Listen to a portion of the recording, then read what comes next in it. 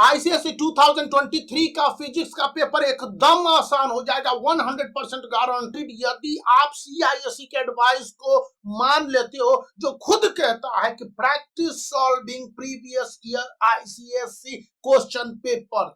और इस बार मैं आपको 5 इयर्स के क्वेश्चन को बता रहा हूं कि आप उसको रिपीट कर लोगे 2020, उसके अलावा 2018, 16, 13 और 14, ये 5 इयर्स देख लेने हैं। 2022 के क्वेश्चन पेपर से आपको अवॉइड करने, इसलिए भी उसको अच्छे तरह से देख लें। और इन सब से बढ़कर आपको करने ये है कि रिवाइज्ड सिलेबस सीआईएसई का है, उसी के हिसाब से फॉलो करो। और इन सब से बढ़कर यदि आपको कुछ बातें माननी है तो जान लो कि सीआईएसई क्या कहती है एग्जामिनेशन के बाद।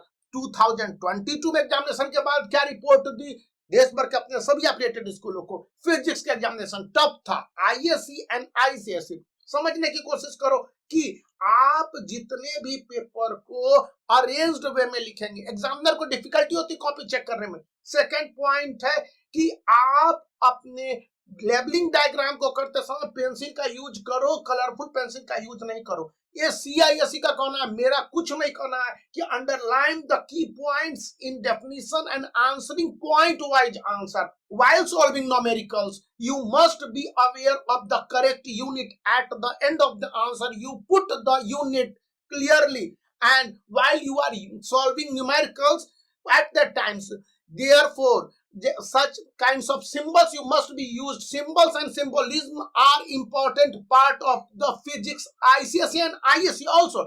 For ICSE 2023 there are some more advice given. आपको की फ्रेम, जैसे लाइट में आपके जितने भी की फ्रेम में रिवाइज कर लो, सबसे ज्यादा इंपॉर्टेंट है लाइट, और जो लेंस चैप्टर है इसमें कहा गया है। और फॉर्मूला बेस्ड क्वेश्चन न्यूमेरिकल्स में मैंने बताए हुए हैं, उसको अच्छी तरह से कंप्रीहेंड करके उसके प्रिंसिपल के आधार पर एक्सप्लेनेशन और एक्सपेंशन करने हैं। आपके जो भी कंसेप्ट है उसको अच्छी तरह से एलाबोरेट करने हैं। स्टूडेंट कहीं पर ब्लैंक हो जाते हैं तो वहां पर आप कंसर्न आंसर लिख दो, छोड़ो नहीं।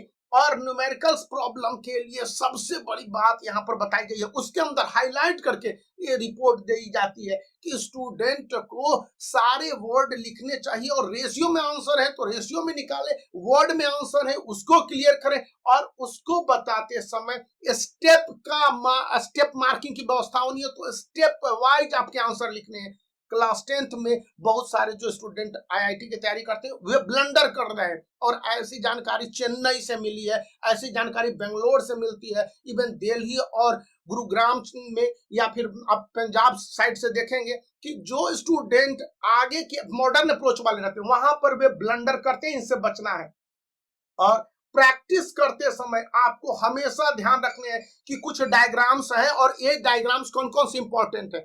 जो एसी-डीसी मोटर वाला था एक हटा दिया गया है, तो आप अच्छी तरह से देखेंगे। मैं डायग्राम को लेकर सामने वीडियो ला रहा हूं, और इसके साथ स्टूडेंट को अपने कंसेप्ट वाइज आंसर देते समय ये ध्यान में रखने की डिफरेंस जो टर्म होंगे इसके लिए, जैसे टर्म ऑफ कॉइल है, या फिर न्यूक्लियर फ्यूजन एंड रिएक्शन है, थर्मो न्यूक्लियर रिएक्शन है। इस बार मॉडर्न फिजिक्स को हाईलाइट करने की कोशिश की गई है। मैं आपको जितना भी पॉइंट देना था बता दिया, उससे ज्यादा बताना कि को रिलेट करो the holes present in the fluid and frequency of, क्या बताया गया है, फ्रीक्वेंसी ऑफ साउंड प्रोडक्शन। तो इस बात को अच्छी तरह से देख लेंगे। Factor affecting the critical angle and condition of a total internal reflection जैसे पार्ट को ध्यान रखने हैं, और सिंपल मशीन या मैकेनिक्स से क्वेश्चन रहेंगे ही रहेंगे।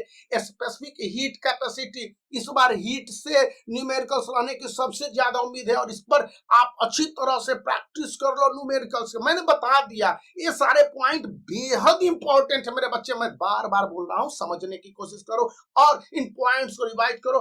बाकी मैं इवनिंग में आपके साथ जुड़ूंगा, और सारे डिटेल्स क्वेश्चन और उसके आंसर लिखने, इसके लिए भी मैं लाइव जाकर एक वीडियो बनाया था, उसको देख लो कि किस तरह से आंसर के रिक्वायरमेंट है। तो बाय फॉर नाउ, बने रहो इस वीडियो को लाइक करने के साथ, चैनल को सब्सक्राइब करके रखो। बाय।